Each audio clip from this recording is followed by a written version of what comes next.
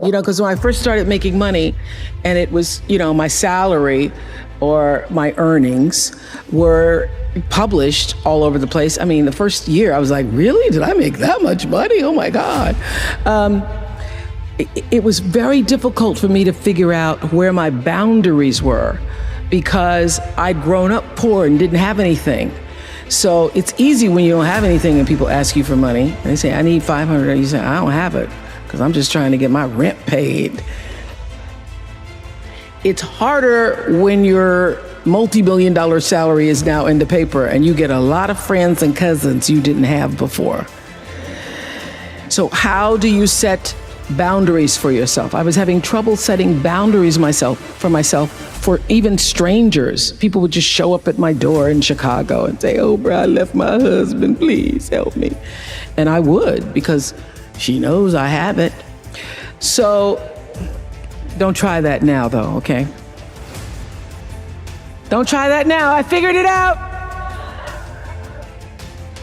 So what I learned is that, the reason why people keep showing up is because my intention is to make them think that I'm such a nice person that you can ask me for anything, you can get me to do anything.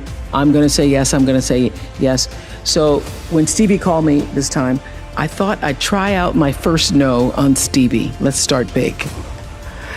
He wanted me to donate some money to a charity, and I didn't want to donate to the charity because I have my own charities and I care about a lot of people, but the problem is when you have money, everybody thinks you just want to give to everything. So every letter I ever get starts with, we know you love the children. Yes, I do love the children, but somebody else is going to have to help the children. So I said to Stevie, no. And as a person who has that disease to please, I was waiting for him then to say, I will never speak to you again. I will never call you. I will never sing a song for you. And he didn't. He just said, okay. Okay?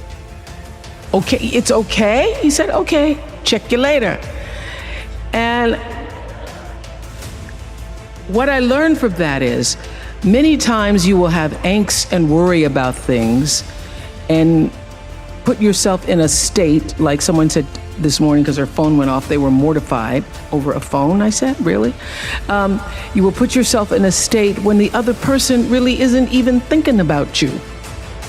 So learning that I could specifically determine for myself what the boundaries were for me, what I wanted to do, give my money, give my time, give of my service to who I wanted to give it to when I did, that I get to make that decision. And just because you get 100 requests a week doesn't mean you have to try to fulfill all of that. Just because you have all of these demands on your time and on you doesn't mean that you have to say yes. You get to decide because you're the master of your fate. The captain of your soul, as William Ernest Henley said in Invictus. And understanding that really changed the meaning of my life in that I was no longer driven by what other people wanted me to do, but took charge of my own destiny, making choices based upon what do I feel is the next right move for me.